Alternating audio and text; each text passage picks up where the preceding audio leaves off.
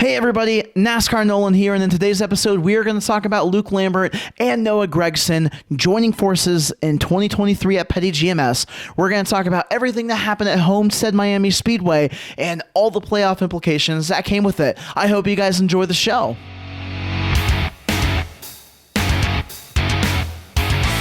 What's up, everybody? NASCAR Nolan here, and this is Smells Like NASCAR. Thank you so much for checking out my channel, by the way. If you like this type of content, make sure you like, comment, subscribe. I want to hear from you guys on some of the topics that we are going to discuss today. So let's go ahead and dive right into it. Luke Lambert and Noah Gragson are going to be teaming up in the number 42 with Petty-GMS. Currently, Luke and Noah, they are working at Junior Motorsports driving the number 9, and they have absolutely crushed the field in the Xfinity Series, and it would not surprise me if those guys go on to win the championship. So if you're Petty-GMS, you're probably looking at that. You've just signed the young Noah Gragson to your 42.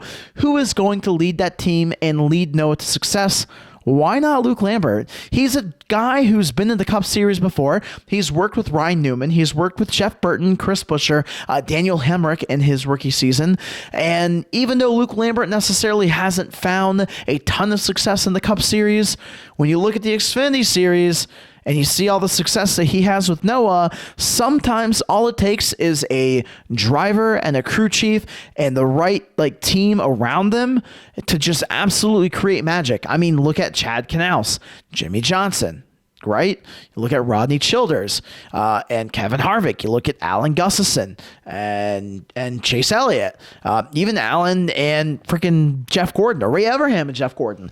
Those are all guys who have worked together, who have been very successful. So Petty-GMS is probably looking at that, and they're hoping to create that same magic that Noah and Luke have in the Xfinity Series. So let me know in the comments down below, what are your guys' expectations for both Luke and Noah? I think top 20, that's going to be my expectation next year. Noah's going to be a rookie, and that 42 car hasn't necessarily been running the best, especially when you compare it to the 43 and Eric Jones, but top 20, I think, is totally fair, but we're gonna have to see next year. So let me know. I want to hear from you guys on that. Okay. Now we're gonna talk about the Homestead race and everything that happened during the race. And honestly, it was pretty tame compared to probably the past couple of months of all the races that we've had. Pretty much zero controversy, which has been very refreshing. So we saw John Hunter Nemechek fill in for Bubba, who is currently suspended due to the Las Vegas situation last week, but John Hunter Nemechek was filling in. He was very fast in practice. He was very fast in qualifying. Unfortunately, he spun on lap 31. He ended up finishing 27th. All I've got to say about this driver, all I'm going to say about John and what he did and how he did, he showed that he can go fast in the car. Guys, remember earlier this year, we saw experienced drivers and non-experienced drivers and every driver underneath the sun spinning out in the next gen car because they were trying to find that limit on making it go fast without losing control. John has never raced these types of race cars ever, and he was finding those limits, and unfortunately he spun on lap 31. Again, ended up finishing 27th, but I really hope to see him in a car with the team sometime soon to hopefully redeem himself. Not underneath the circumstances where he had to jump into the car, but just with somebody in general. Kyle Larson ends up winning stage 1. We go on to stage 2. We see Chase Briscoe get loose and wreck. He essentially has put himself in a must-win situation. Chase Briscoe is one of those drivers that I think everybody had being eliminated in the round of 16. Now he's found himself in a must-win situation where previously he's kind of been able to sneak by and take advantage of everybody else getting in trouble, but now it's him, and I just don't see him winning at Martinsville and making it onto the round of 4. But hey, you know what? Sophomore season, making it to the round of 8, that's pretty impressive. But hey, we're not done with the round of 8 just yet. Crazier things have happened. Kyle Larson ends up winning stage 2, just straight straight up dominating the field. We saw Ryan Blaney spin on the access road with 57 laps to go. Ryan Blaney was super embarrassed about this, by the way, and it ended up putting his team in a tough situation where they had to take the wave around and they were stuck in traffic, which essentially hurt their points and moving on to the round of 4. Ryan Blaney is in a weird spot where he's not necessarily in a must-win situation, but he's enough points behind to where he's really going to have to either A, go out and win both stages at Martinsville, and B, hope that some of the drivers that are in front of him have issues.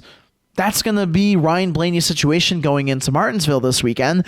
And man, I mean, he hasn't won a race yet. So is he going to be able to do it this week where it really matters?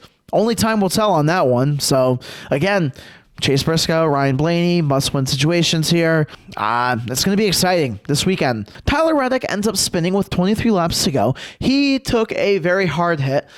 Definitely, it's one of those hits that you do not like seeing because with everything that's going on with the next gen car, but he got out of the car. He's A-okay, thankfully. So that hit a little reset button on the race that was currently going on. We saw Truex leading, but we saw Larson making his way up toward Truex. It was setting itself up to be a really good finish. So unfortunately that happened, but things got a little bit interesting after that. We saw Truex leading the field down pit road. Everybody was pitting because tires are super important at Homestead Miami Speedway. Truex was heading to his pit stall. He was driving, he went to go take a turn, and Kyle Larson ends up running into the back of him, spinning Martin Truex Jr. around. Thankfully, his pit crew guys were paying attention. They were able to get out of the way. Thankfully, nobody was hurt. Looking back at the video and just kind of hearing what people were saying about the situation, and even what Martin Truex Jr. said in his post-race interview, look, the sun was setting while you're looking down pit road. So Martin Truex basically said that it was hard to see his pit box, and he kind of sort of missed it there. So he jabbed on the brakes. When he jabbed on the brakes, what happened is Kyle Larson was so close behind him, and again, because of the sun, couldn't see what was going on with Martin Truex Jr., ends up basically spinning him, right? What we just talked about, and ends up costing Truex Jr. the race win.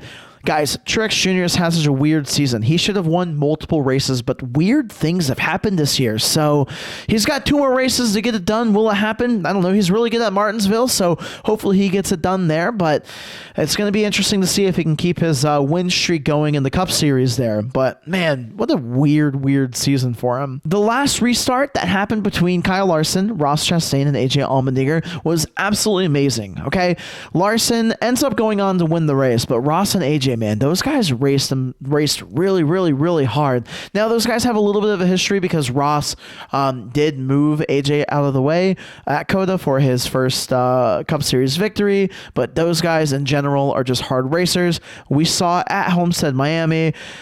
Man, that was such a good race. Honestly, I really did enjoy it. But hey, look, before we dive into my overall thoughts of the race, here are the points of what we're looking at Martinsville. Look, Chastain, Chase Elliott, and Byron, they don't have necessarily a comfortable lead, but hey, look, if they win some stage points, they finish in the top 10, they should be moving on to the round of 4. Given the circumstances that the bottom 4 guys, they don't win, okay? Now, the only one in question would be Byron because Denny Hamlin's only 5 points behind him. You know, we already talked about Briscoe, Blaney, Christopher Bell. Those guys are pretty much in must-win situations. Blaney, not so much, but you know, it's really going to be, the race is going to be on between Denny Hamlin and William Byron, in my opinion. So that's something to keep an eye out for. Okay. Overall, I thought it was a decent race. We saw multiple lanes of racing. I know earlier I said it was an amazing race. And the racing itself was really amazing, but when you see somebody like Kyle Larson dominate the race, it's, you know, and you don't see a lot of league changes, that does take away from it a little bit, but it's also super respectable at the same time. So I would rate it a 7 out of 10. I was really looking forward to this race. I may have overhyped it in my head a little bit just because it was multi-groove, tire wear, etc., etc. One thing I do want to note is the fact that with Larson stopping the field, that is really the first time on an oval that we have seen a driver just absolutely crush everybody, which was pretty spectacular. And look, Kyle Larson's known for being the man at Homestead Miami, and he finally got that win that he has been searching for.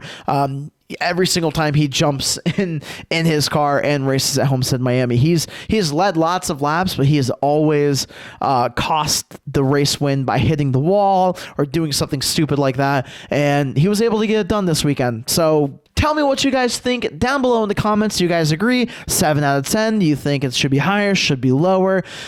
Just what were your thoughts overall with the race? I want to hear from you guys on that. All right.